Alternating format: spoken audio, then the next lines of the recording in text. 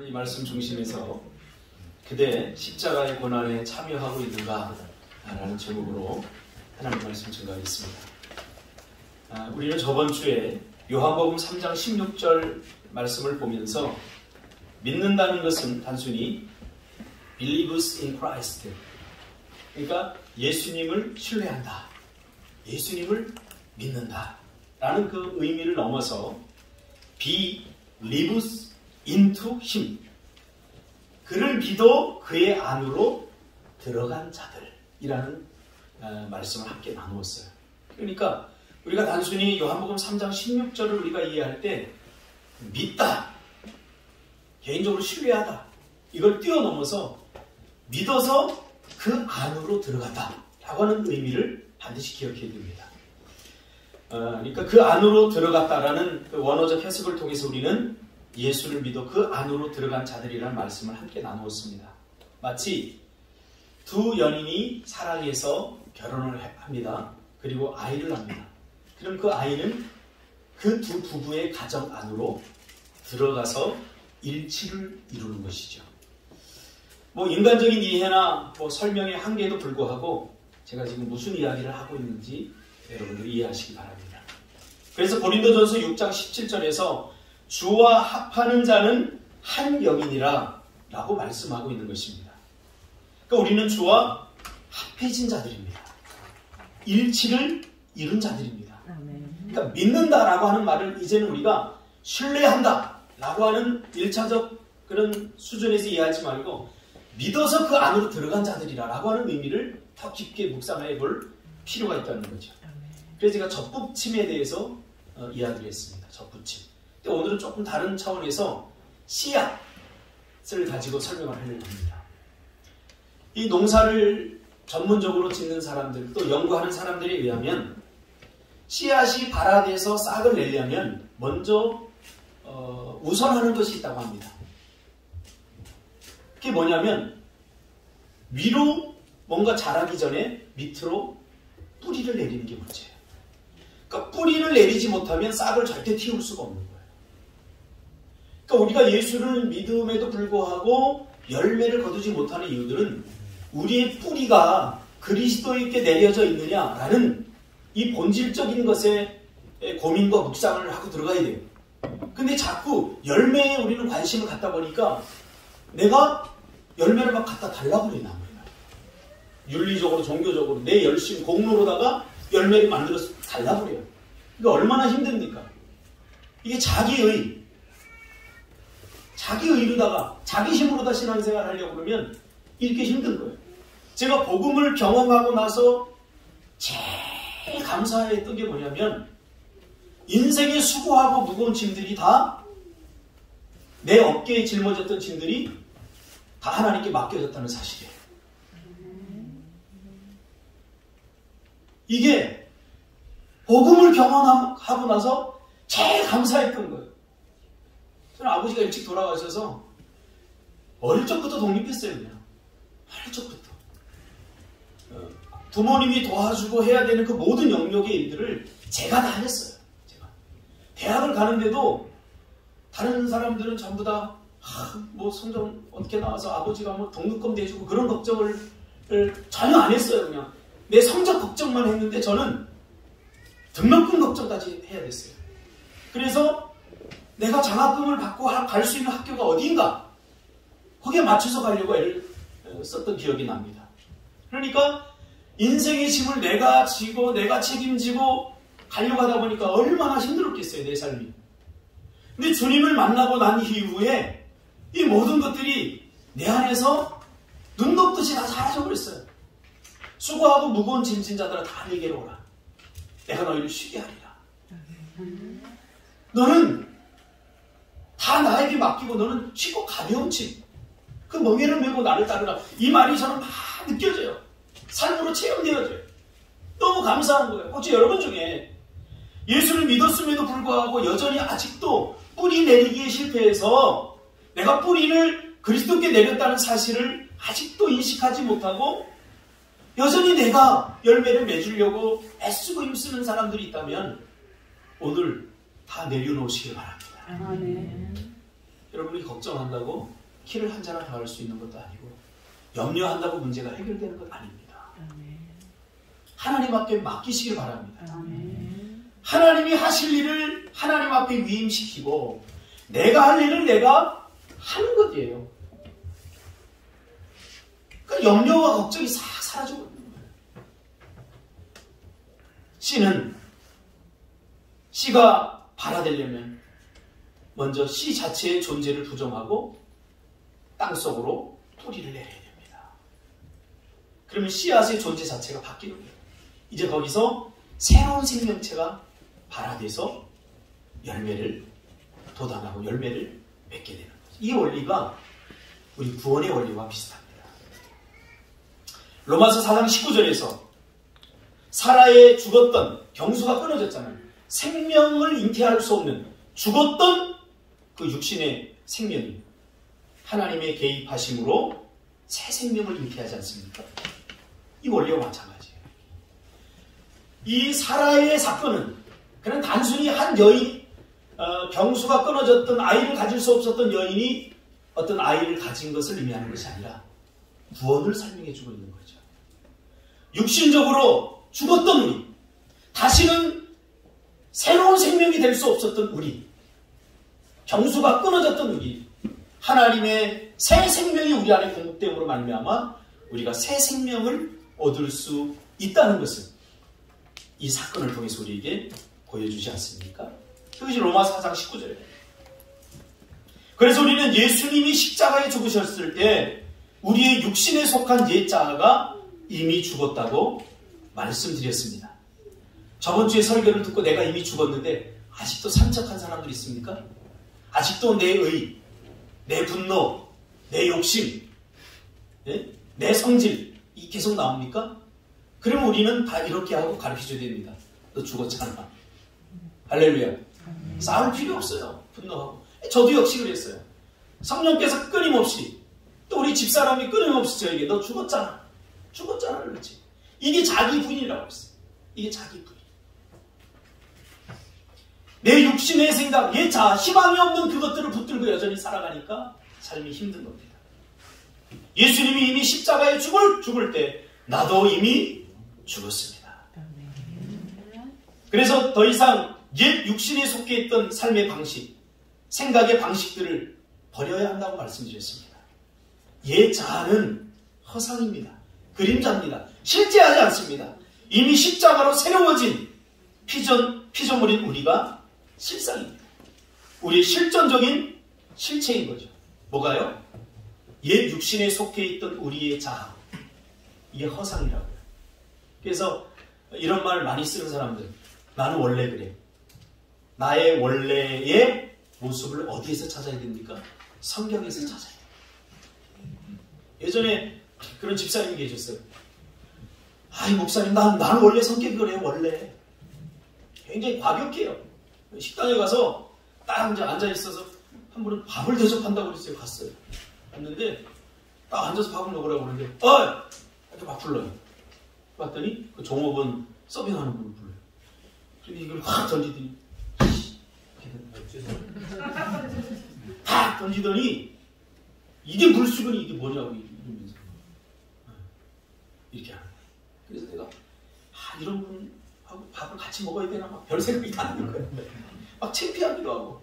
그러면서 목사님 큰 소리로 막 그냥 아저씨 그랬으면 좋겠어요. 그냥 아저씨 그랬으면 좋겠는데 목사님 말끝마다 목사님 그래서 막 그러는데 밥이 뭐 코로 들어가는지 입으로 들어가는지 모르고 나왔어요. 그래서 제가 얘기했어요. 목사님, 집사님 좀 그만, 그분하고 좀 친했거든요. 좀 성질 좀 그만. 네? 목사님 좀 그런 데 가서 부르지 말라고 해요. 이분이 그때마다 하는 얘기가 뭐냐면 전 원래 성격이 그래요. 원래 성격이 그래요. 그러니까 원래 성격이 어떻다는 거 어릴 적부터 여기로 그렇게 살아왔다는 거예요. 어릴 적부터. 이게 속고 있는, 허상에 속고 있는 거예요. 원래의 오리지널 우리의 모습에 모델링은 성격이 다 있습니다. 여러분, 원래 여러분들은 어떤 분인 줄 아세요? 괜찮은 사람들입니다. 하나님의 형상을 따라 지음을 받았기 때문에 이게 잘못될 수 없어요. 괜찮은 사람들이에요. 혹시 남편들이 조금 미운 짓하고 좀 못되게 굽니까? 그거 허상이거든요, 허상. 근데 그걸 남편들도 이용하면 안 돼요. 허상. 이게 잘못됐구나. 가르쳐줘야 돼요. 가르쳐줘야 돼요. 원래 내가 그런 줄 알아요. 원래 내 성격은 그래. 제가 심리학을 전공하지 않았습니까? 성격을 형성하는 데는 두 가지가 있어요. 유전과 부모님에게 유전 50% 그리고 환경, 자란 환경 50%입니다. 그러면 대부분은 가르쳐주지 않아도 부모님에게 받는 거예요. 근데 제가 봤을 때 거의 선천적인 것보다는 후천적인 것들이 많습니다. 왜냐하면 같은 습관, 같은 동질적인 공동체, 공간 안에서 자랐기 때문에 저희 어머니도 이제 당뇨 때문에 굉장히 힘들어하셨는데 제가 당뇨를 굉장히 조심하고 있습니다. 근데 먹는 것도 같았고 생활 습관이 같았기 때문에 비슷해요. 지금은 누가 같으냐면 저희 집사람하고 같아요. 원래 저분이 굉장히 날씬했어요. 처녀 때문에. 근데 저처럼 이제 배가 나오기 시작하면서 좀 이렇게 풍성해지더라고요. 가만히 보니까 왜 그러냐. 병원에 갔더니 똑같이 보지를 쳐요.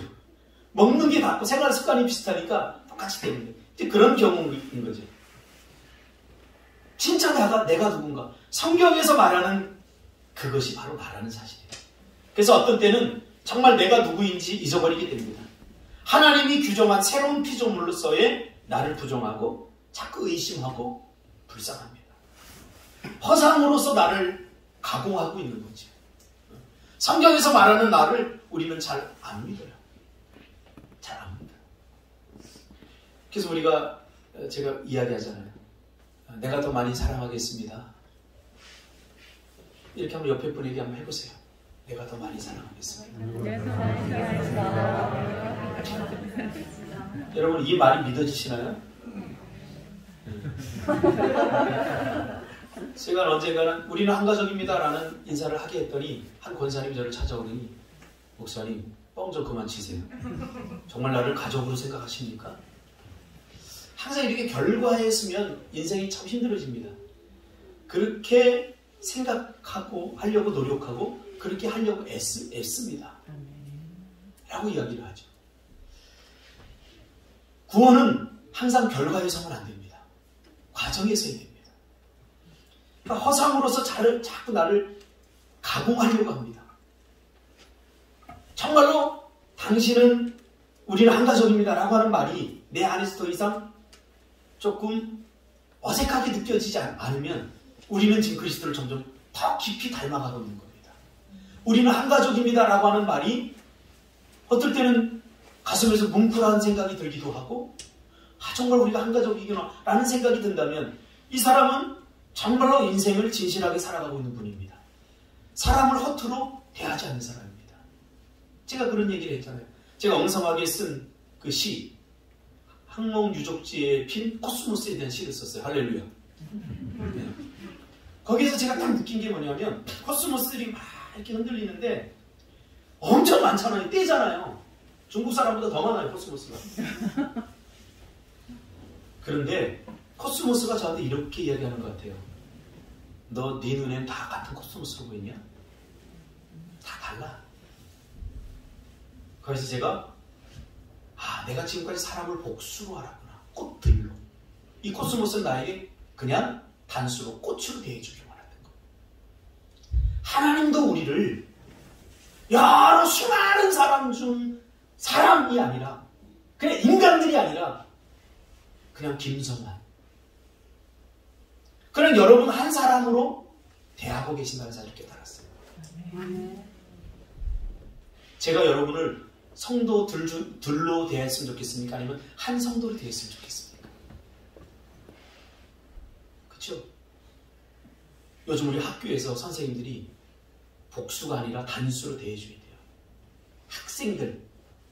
학생들이 아니라 한 학생으로 대해줘야 돼요. 이게 기독교 정신입니다. 자꾸 나를 허상으로 가공하고 있는 거죠. 죄가 우리의 자아를 잃어버리게 만들었습니다. 죄가 우리의 자아를 잃어버린 거예요. 이게 만든 거예요. 그러면 이 구원이 우리의 자아에 미치는 영향이 뭡니까? 아마 제 설교를 들어보면 약간 헷갈리기도 하고 힘들기도 할 거예요. 왜냐하면 안 들어본 이야기를 자꾸 들어보는 것 같아요. 근데 제가 우리 대한민국에서 최초로 이 구원론을 심리학적 차원에서, 그냥 심리학이 아닙니다. 죄가 우리의 마음을 어떻게 고장내고 죄가 우리의 마음을 어떻게 왜곡되게 만든 것에 제가 궁금증이 많이 생겼어요. 저는 모태신앙이라 어릴 적부터 자랐거든요, 교회에서. 그런데 믿음이 좋은 사람들이 나쁜 짓 더 많이 하는 걸 제가 봤어요, 어릴 적부터. 한 번은 저희 교사 선생님이 막 공과 공부를 열심히 해요. 피 터지면서 막 기도할 때 눈물을 막 펑펑 흘리면서 막 기도해요. 그런데 길거리에 가다가 제가 그 선생님을 봤어요. 나쁜 짓 하는 걸 봤어요. 그래서 내 마음에 탁 드는 이야기가 뭐냐면, 내가 그분 공과 공부할 때 얼마나 신뢰했는데요. 야, 이분이야말로 정말 천국 갈 수 있는 사람이다. 어릴 적에 이런 마음이 딱 들었는데, 본인이 나한테 공과 공부를 멋지게 해놓고는 본인은 그렇게 살지 않는 거예요. 그 모습을 보면 제 마음에 탁 든 생각이 뭔지 아세요? 하나님은 없다 했어요. 그러니까 어린 아이들에게 있어, 우리 교사 선생님들 잘 들어야 돼요. 어린 아이들에게 있어서 가장 중요한 건 뭐냐면 교사들의 삶입니다. 교사들과 아이들의 관계입니다. 쟤들만 성경 공부 잘 가르치고 뭘 자꾸 가르치려고 하지 마세요. 우리가 그 아이들에게 보여줄 수 있는 건 뭐냐면 정직한, 인테그리티한, 순전한 삶을 살아가는 모습을 보여주는 거예요. 그리고 그렇게 살면서 나도 실수할 수 있고 나도 잘못할 수 있다는 것. 그때 우리는 그 잘못하고 실수한 것을 내가 먼저 그를 향해서 용서해 줌으로 인해서 용서를 가르쳐줘야 돼요. 기독교에서 가장 먼저 배워야 될 것은 뭐냐면 정죄와 비난이 아니라 용서를 우리가 배워야 됩니다. 왜? 십자가 핵심이 용서 아닙니까? 용서하려고 십자가 지신 거예요. 용서. 서로 용서할 필요가 있어요. 하나님의 형상의 회복됨으로 우리 자아가 회복되었습니다. 하나님과의 관계는 피조물과 창조자로서의 독특한 나로 회복이 된 거죠. 하나님은 조물주, 우리를 만드신 분이고 창조자이고 우리는 피조물입니다. 근데 죄는 우리를 하나님처럼 되려고 하는 자리에 올려놓고 왔던 거예요. 그러니까 죄가 뭐냐? 죄는 내가 하나님처럼 되려고 하는 것. 그 마음을 가진 게 죄예요. 죄를 뭐 단어적으로 우리가 자꾸 설명을 들어봤자 개념화가 잘 안 되면 그냥 죄가 뭐지? 죄는 하말티야, 관역을 빈다고 이렇게 알면은 적용을 못하는 거예요. 죄는 자기 중심적, 자기 마음대로 하는 거예요. 세상에서 자기 마음대로 할 수 있는 건 하나님밖에 없어요. 우리는 그 하나님의 자유함을 하나님께 자기 스스로 그 영광을 거둬가시면서까지 우리에게 자유함을 주신 거예요. 그래서 우리가 새로워졌다 했을 때 우리가 개별적인 존재로 이제야 비로소 새로운 피조물로 개별적인 존재, 그렇지만 타자를 인정하는, 저 사람도 하나님이 사랑하는 사람이고 나도 하나님이 사랑하는 사람이다 라고 하는 관점으로 서로 접근해요. 그렇지 않고 하나님이 나만을 사랑한다, 이게 문제가 심각한 거예요. 죄는 자기 중심성이기 때문에 뼛속까지 자기밖에 생각 안 해요. 이번 주에 제가 주부놀이를 해야만 했습니다. 여러분도 아시다시피 저희 장인어른이 지금 호스피스 병동에서 아침에 전화가 이렇게 울리는데 이제 언제 돌아가시냐 이것만 남았어요. 아침에 집사람 전화번호가 와락 울리니까 이거 뭐지? 우리 이제 이렇게 조마조마하면서 지금 보내고 있어요. 시간. 그래서 제가 급히 나가서 아버지를 봤어요. 아버지가 제 귀에 대고 하는 얘기가 잘 안 들려요. 소리가. 외롭다. 혼자다. 이야기하지. 혼자다. 가족도 있고 아내도 있고 저희 장모님도 있고 매일 가서 뵙고 하는데 그 호스피스 병동안에서 외롭다. 이제 나 혼자다. 이게 죄가 주는 절대적 고독입니다. 우리가 죽을 때 같이 가지 못합니다. 아무리 사랑하는 사람. 그러나 이 죄의 문제가 해결되면 죽음의 순간에 주님이 나와 동행해 주시는 겁니다. 제가 많은 죽음들을 지켜봤어요. 예수 믿는 사람들의 마지막은 절대 썰렁하거나 외롭지 않더라고요. 그 표정에서 이렇게 보이죠. 아, 주님이 정말 이분과 함께 하시는구나 하고 잠시 어디 갔다 올게 하고 떠나는 그 이별같이 끝처럼 느껴지지 않았어요. 저는. 저희 친구 아버님도 제가 임종예배를 드리고 많은 임종예배를 드렸지만 아직 저희 아버지가 그리스도를 제가 세례까지 다 줬음에도 불구하고 이제 굉장히 힘들어하면서 제가 봤어요. 그래서 집사람이 조금 더 있다 오겠다고 그래서 저 혼자 들어왔어요. 들어와서 우리 애들을 챙겨야 되니까 주부님들 존경스럽습니다. 한 4일 동안 제가 우리 애들 밥을 챙기고 아침에 깨워서 애들 픽업해주고 야 10분 20분 고고 쉬는 거예요. 우리 주부들. 우리 남자들도 고생하지만 제가 딸이 많아서 어쩔 수 없습니다. 참 그 자체만으로도 우리가 감사해야 돼요. 얘네들이 또 밥을 해주면 잘 먹는 것도 아니에요. 아침 일찍 일어나가지고 막 국을 끓이고 나름대로 막 만두국도 끓이고 막 끓여갖고 다 해서 먹고 가겠지 그랬는데 아빠 배 안 고파. 아내가 차려주면 반찬 투정하지 말고 쳐 드시길 바랍니다. 먹으세요. 반찬 투정하지 말고. 맨날 아침 뭐 할까, 점심 뭐 할까, 저녁 뭐 할까를 고민하는 거예요. 혹시 우리 집사님들, 남자 집사님 중에 반찬 투정하면 저한테 전화하세요. 이분은 절대로 내가 그 다음 내가 여러분들이 상상하세요. 일어나면 설거지하고 또 세탁기도 또 내가 잘 안 돌려갖고 잊어버렸어요. 세탁기 어떻게 전화로 통화하니까 설명을 못하겠다고 화상통화하고 세탁기도 넣고 더 말리고 뭐 하다 보니까 하루가 금방 가요. 야, 내가 목사로 사는 게 참 다행이다. 내가 남자로 사는 게 참 다행이다.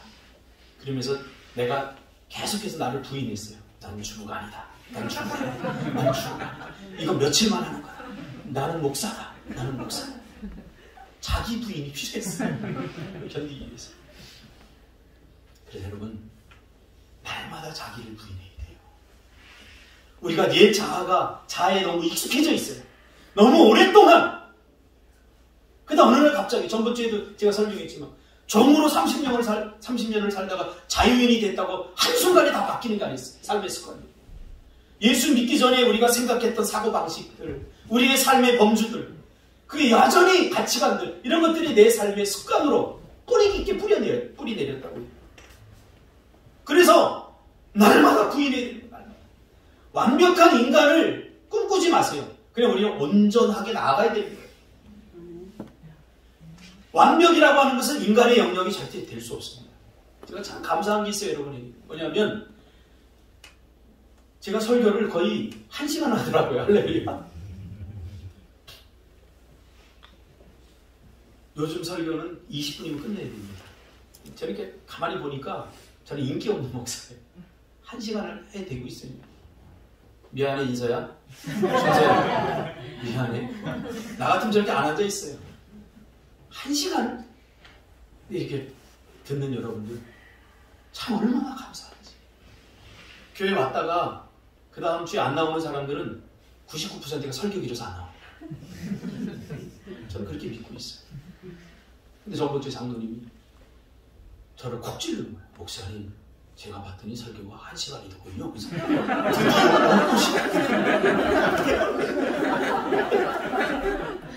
그래서 제가 낙심하고 딱 있는데 그 다음 말이 참 저에게, 이런 말들이 저에게 위로가 되고 힘이 됐어요.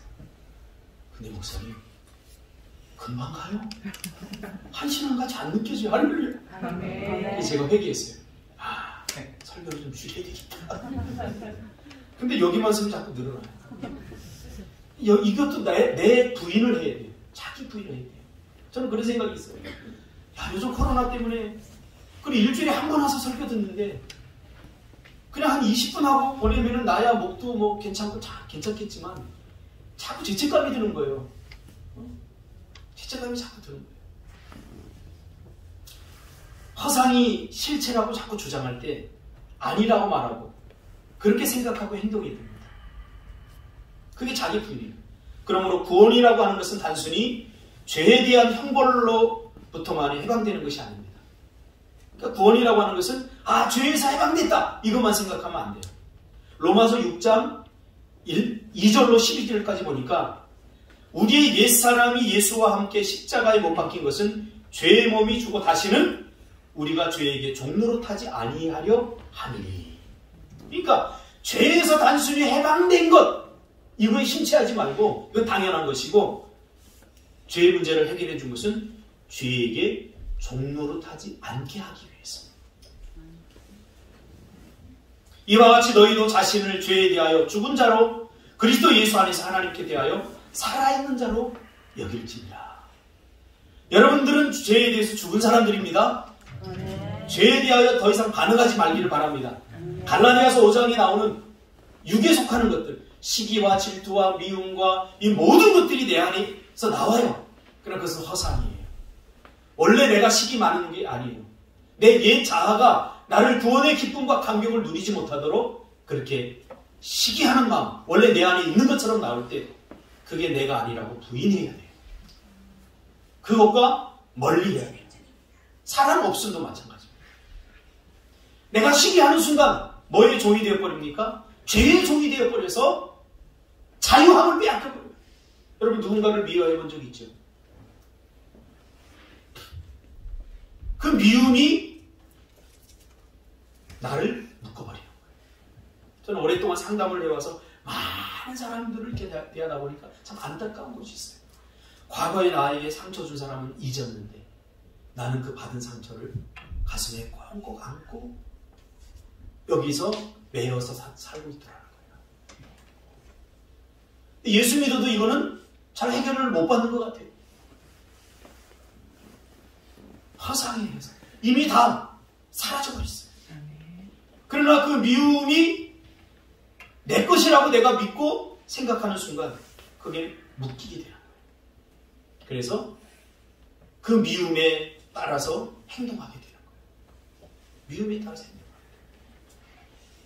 돼요. 죄가 얼마나 끈적끈적한지 아십니까?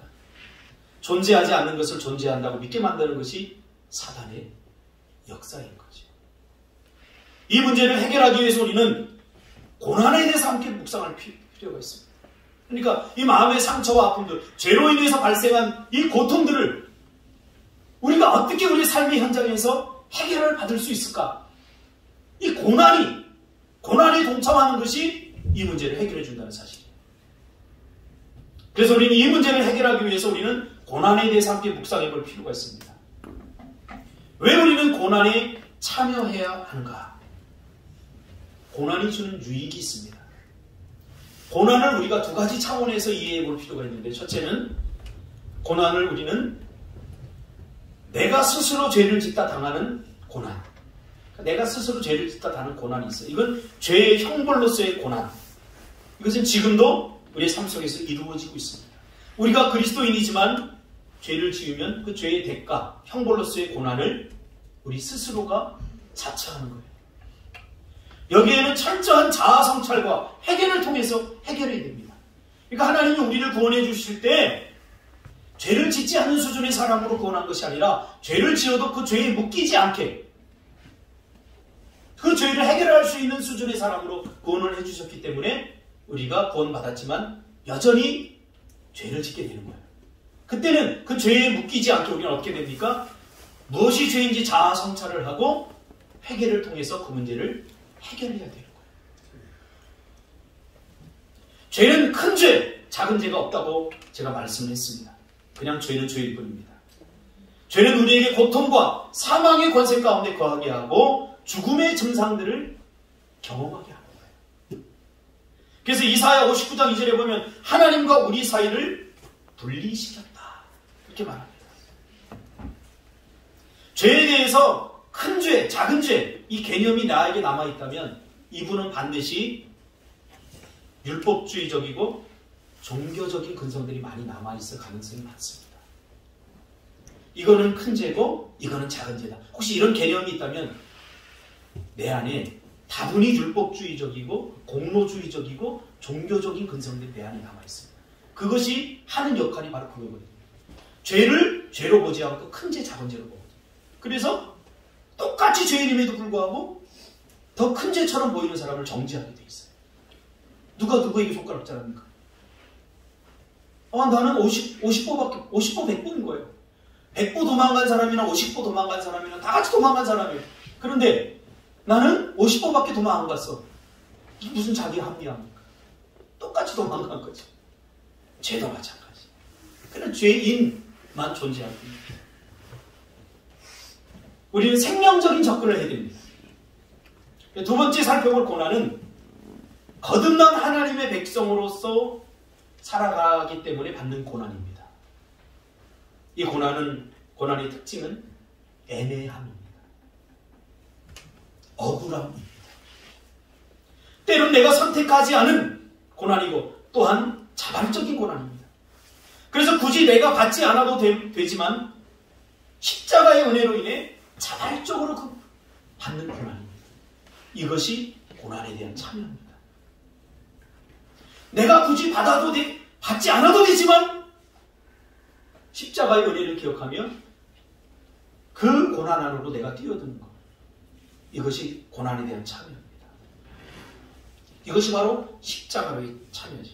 또 하나는 내가 선택하지 않은 것. 예를 들면 과거에 누구로부터 받은 상처들, 아픔들, 매맞음, 무시당함 이런 거.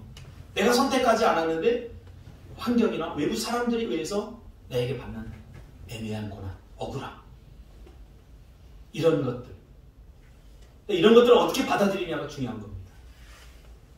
고린도후서 5장 17절 말씀 보면 그런즉 누구든지 그리스도 안에 있으면 새로운 피조물이라. 이전 것은 지나갔으니 보라 새 것이 되었다.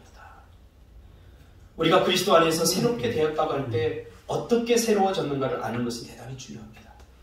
에베소서 5장 15절 16절을 보니까 법조문으로 된 계명의 율법을 폐하셨으니 이는 이 둘로 자기 안에서 한 새 사람을 지어 화평하게 하시고 또 십자가로 이 둘을 한 몸으로 죄에 대하여 죽고 의에 대하여 산 것이라.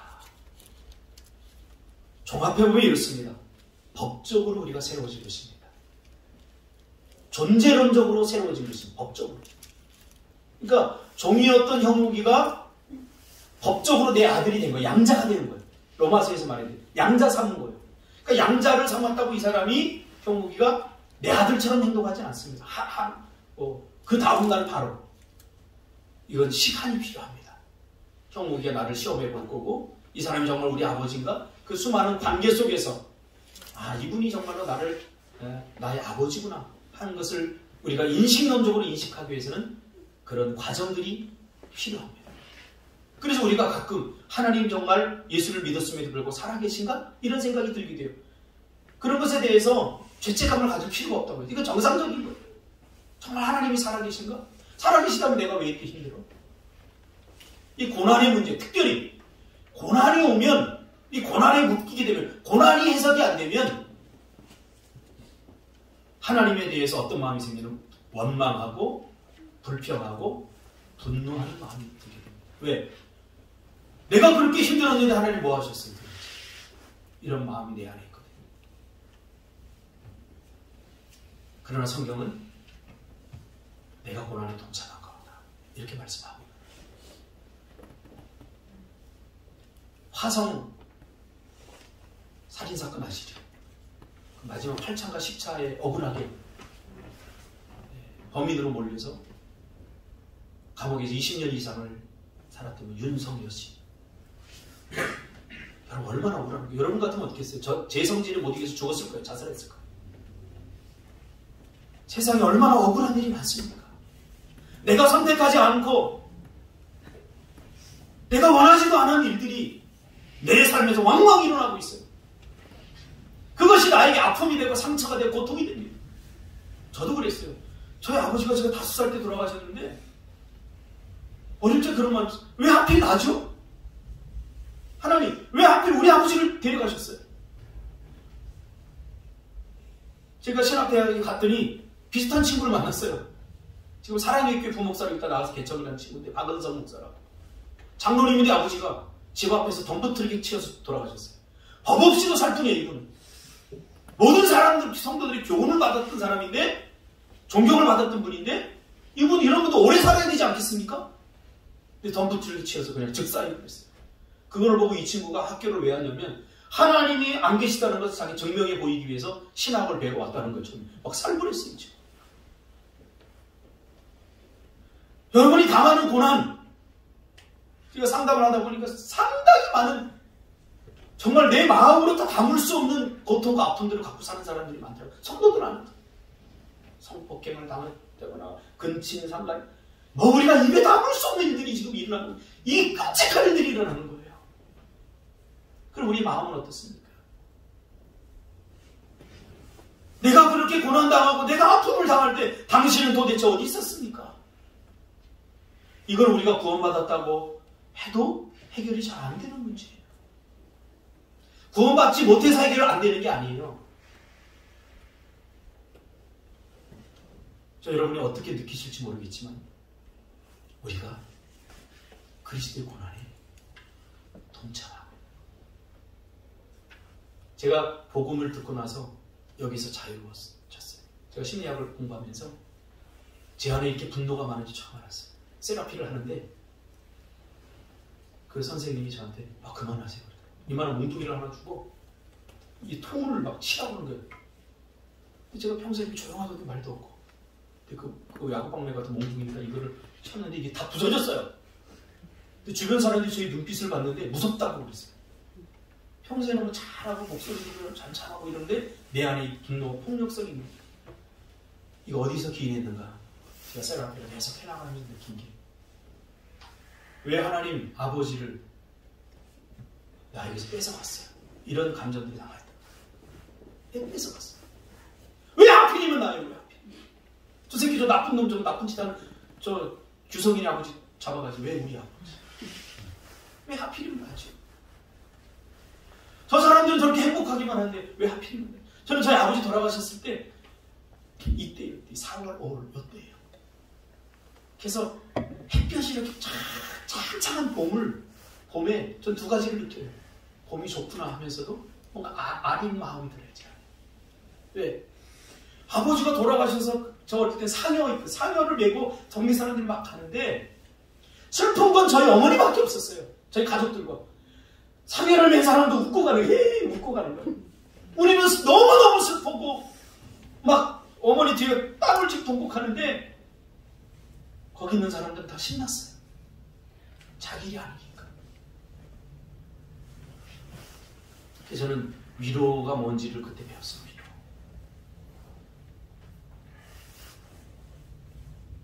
우리는 다른 사람에게 다 말할 수 없는 아픔과 고통들을 다 갖고 있습니다. 그러나 예수님을 기억해 볼까요? 예수님은 도대체 무슨 죄 때문에 그렇게 죽으셨죠? 침뱉음을 당했어요. 침뱉음. 십자가를 치고 무슨 잘못을 했지? 죄가 없으세요. 얼마나 억울하겠습니까? 만약 저에게 막 감옥에 가서 20년 억울하게 죄도 없는 살라고 그러면 저는 미쳐서 환장할 것 같아요. 진짜. 어떻게 그 긴 세월을 보냈을까? 억울한데. 여러분 마음에 있는 상처 아픔들은 전부 다 억울함에서 온 거예요. 거의 다. 차별. 이게 다 억울한 감정이 있어요. 그게 뭐예요? 억울해서 분노가 생긴 거예요. 그러다 보니까 하나님에 대해서 손가락질하는, 하나님 도대체 뭡니까? 오늘 그리스도인들 안에 뿌리 깊게 자리 잡고 있는, 아무에게도 말하고 싶지 않고 드러내고 싶지 않은 부분이, 이게 나를 꼭 죄어서 이미 구원받았음에도 불구하고 구원의 감격과 기쁨을 누리지 못하게 하고 있다는 사실. 이건 저의 경험입니다.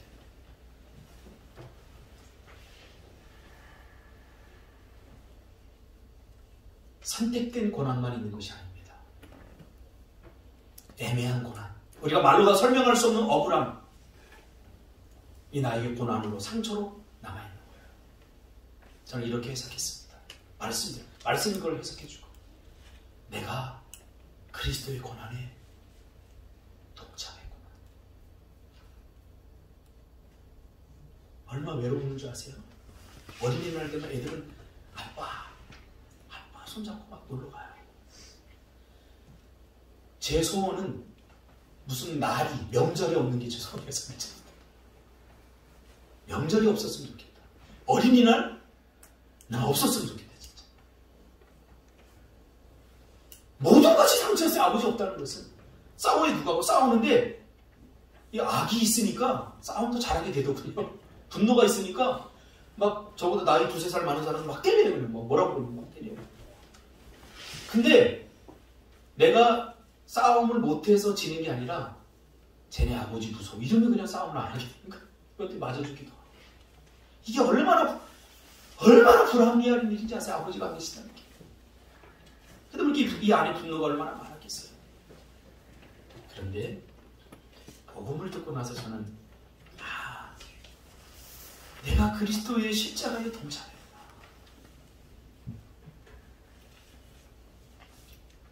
이 사실이 저를 얼마나 행복하게 할지 몰라요. 고난이, 시편 119편, 고난이 유익이라는 말이 뭔지 알아요? 그래서 어릴 적에 제가 빨리 철들었어요. 저 아르바이트를 지금까지 한 걸 보니까 20가지가 넘더라고요. 제가 대학 다니면서도 아르바이트 했거든요. 공부만 하기도 부족한 시간에 저는 학교 딱 끝나면 차가 와요. 차가 오면 딱 싣고서 그 공장으로 가요.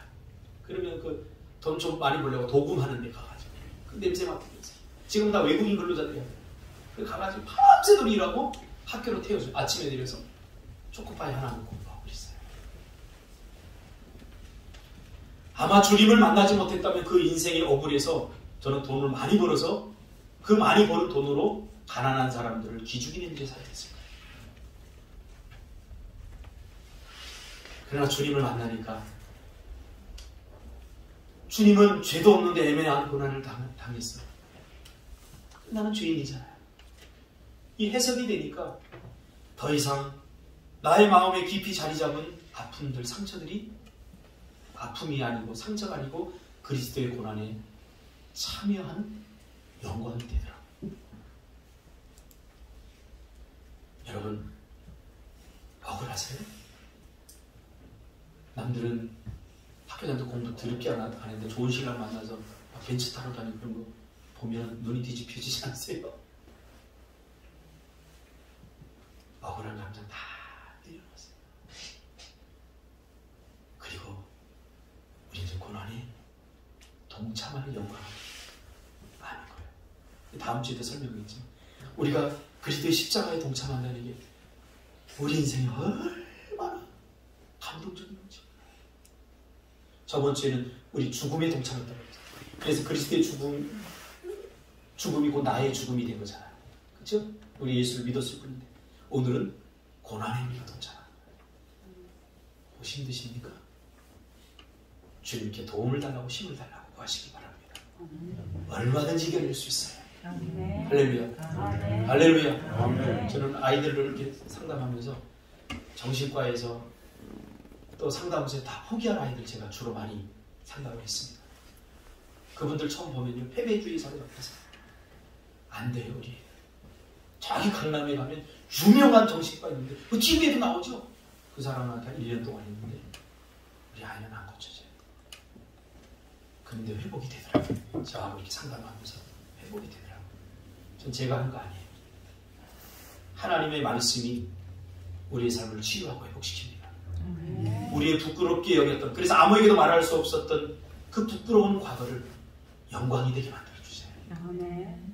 좀 일찍 철들어서 즉 그 어릴 적의 고난이 지금은 제 삶에 굉장한 유익이 돼요. 못할 거 없어요. 별로 사는 게 별로 두렵지 않아요. 여러분 뭐가 두렵습니까? 사는 게 욕심을 버리면 사는 게 하나도 안 두려워요. 저 대학 다닐 때도 수업료를 제때 내본 적이 없어요. 총신대신 대원 다닐 때 1년을 다니고 소문이 없이도 1년을 다닌 사람 저 유일하게 이제 할렐루야. 그러니까 학교에서 저를 부르더니 전도사님 죄송한데 1년을 넘어가면 더 이상 우리 학교에서 어떻게 봐줄 수가 없어요. 그래서 제가 네 잠시 떠나 있겠습니다. 그리고 그 양지의 그 가을에 그날 가을인데 딱 그걸 턱턱 걸었는데 얼마나 눈물이 나는지. 그래서 나는 그렇게 슬프진 않았어요. 그리고 바로 나와가지고 제가 새벽에 녹즙을 돌리고 하면서 등록금을 제가 모았어요. 아니 없으면 모으면 되지 하고 12시에 녹즙을 받아가지고 집집마다 녹즙을 다 돌리고, 그리고 그때 페이지 같은 게 있어요. 책 버리고 그것도 아파트 그냥 갖고 안 오고 그걸 다 들고 제 차에다 싣고 그 녹즙 다 돌리고 그걸 팔면요 하루에 7만원 먼저 있어요. 할렐루야. 그때 당시 즐거운 거예요. 그냥 그게. 만약에 내가 그 어릴 적에 힘들고 어려운 그 고난을 겪지 않았다면 아마 자존심 상해하고 그런 일 못했을 거예요. 쪽팔려서. 그러나 지금도 저는 목회 안 하라고 그러면 할 게 많습니다. 여러분 자신감 가지세요. 자존감이 높아야지 괜히 자존심 상해하지 마세요. 자존심 상할 게 뭐가 있겠습니까? 어디서 무슨 일을 하든 다 할 수 있는 거예요.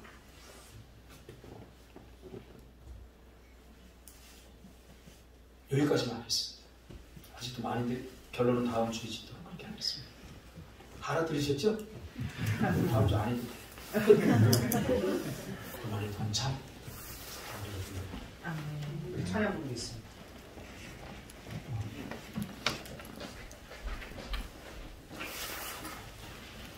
그래서 우리는 행복해야 됩니다.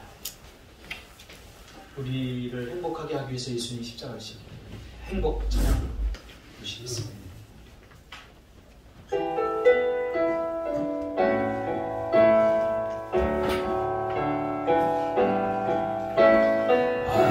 화려하지 않아도 정결하게 사는 삶, 가진 것이 적어도 감사하며 사는 삶, 내게 주신 작은 힘 나눠주며 사는 삶, 이것이 나의 삶의 행복이라오.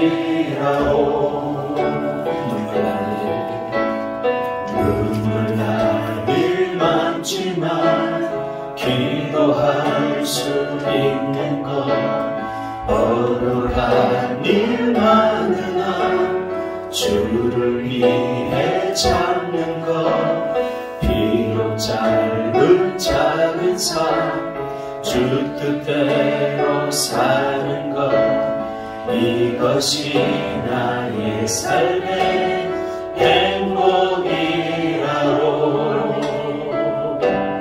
이것이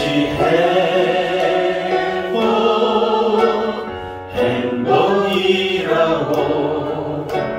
세상은 알 수 없는 하나님 선물, 이것이 행복이라고. 하나님의 자녀로 살아가는 것, 이것이 행복이라. 이것이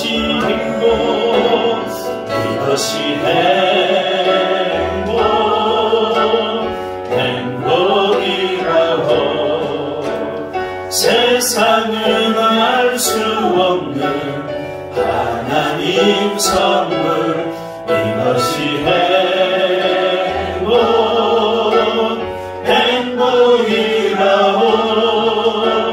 하나님의 자녀로 살아가는 것, 이것이 행복이라고.